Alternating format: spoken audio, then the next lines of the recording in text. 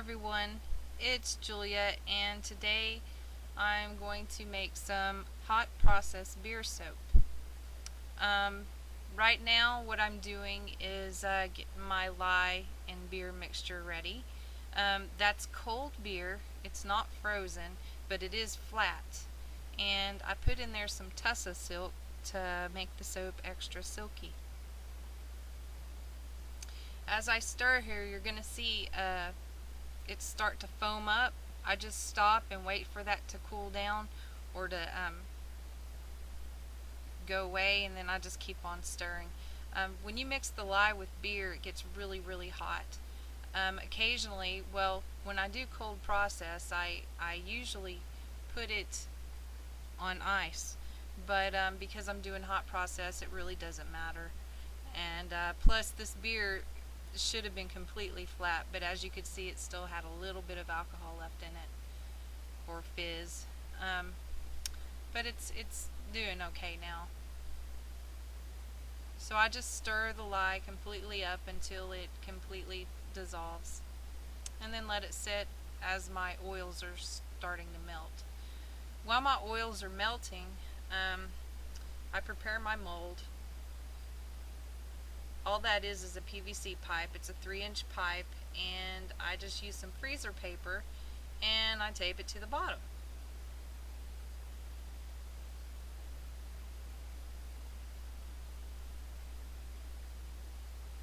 I usually tape 4 times to cover the bottom completely, because I do a lot of banging, and if you don't, the paper will rip. And then once I get that done, I go around the edge of it to completely seal it so you don't have any soap leak out once you start banging it down in the mold. And actually, this will also work just fine for a cold process too. Holds it well.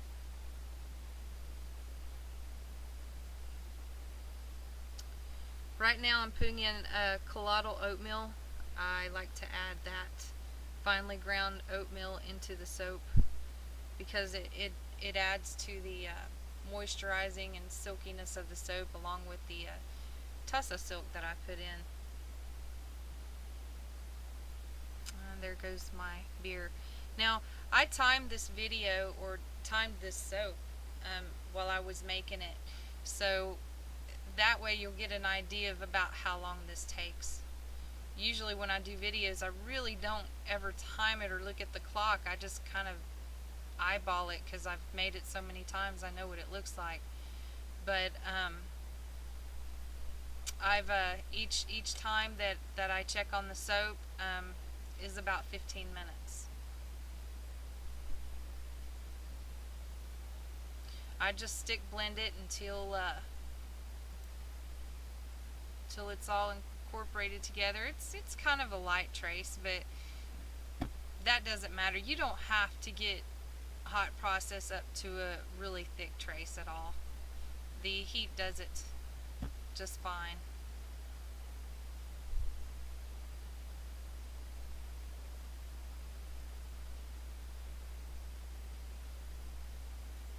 Also, bubbles don't matter either. In cold process, you really don't want those bubbles in there, but in hot process, it really doesn't matter.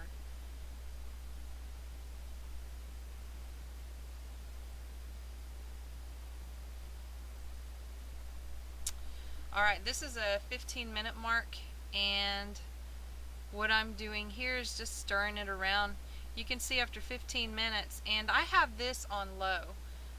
I don't cook it on high, and I don't cook it on warm. It's on low, and as you can see, it's already in the kind of what they call an applesauce phase. And this right here is 15 minutes again, so we're at a total time of 30 minutes. And I'm just stirring it up. It's getting more gel-like.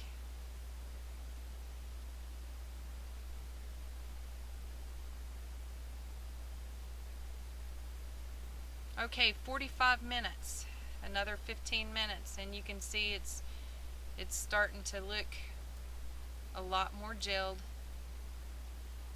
kind of foamy, and yet still slippery, so it's not quite there yet.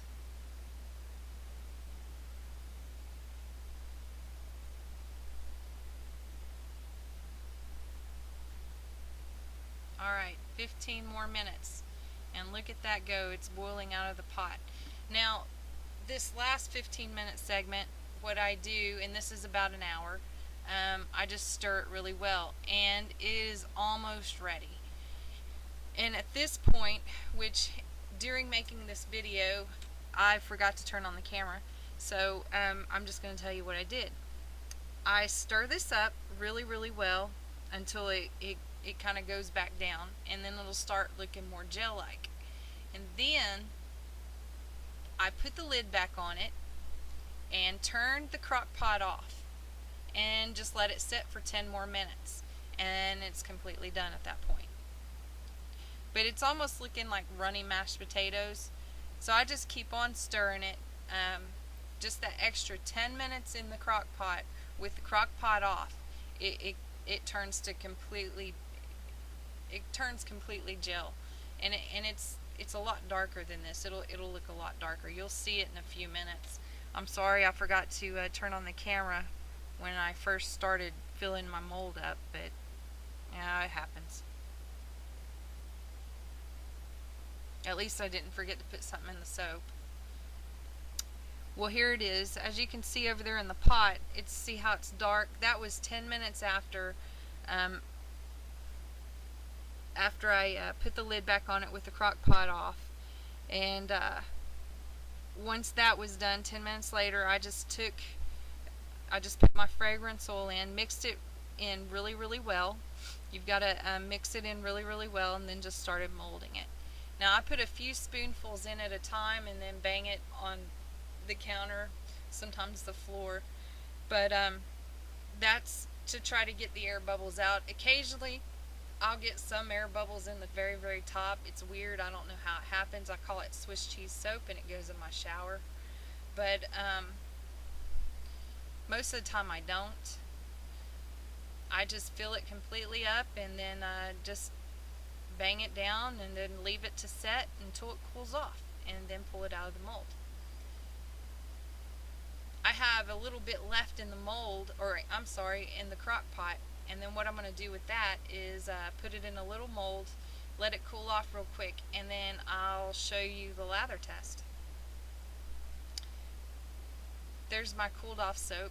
It's still a little warm actually, and I'm just going to lather up and show you how well it lathers. Beer soap is excellent shaving soap. It's very silky. Men tend to love it.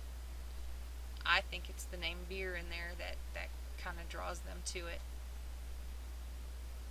Once this soap completely cools off and sets for a few days, you won't smell any of the beer. Right now, when it's hot and first cut, you're still going to smell some of the beer. But once it sets a few days, all you smell is the fragrance oil, or if you don't fragrance it at all, it doesn't have a smell.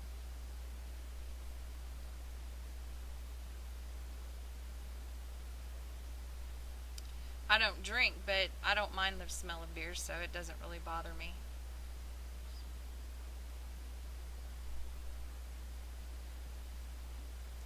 And there's my soap log.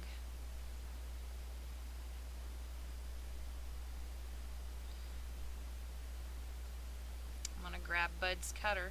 I absolutely love this cutter. I don't know what I'd do without it anymore. Here lately I've been making salt bars and using it, and it's recommended not to. I've been abusing this poor thing, but it's held up just fine. I love this thing. He's on Etsy if you ever want one for yourself, Bud Hafner.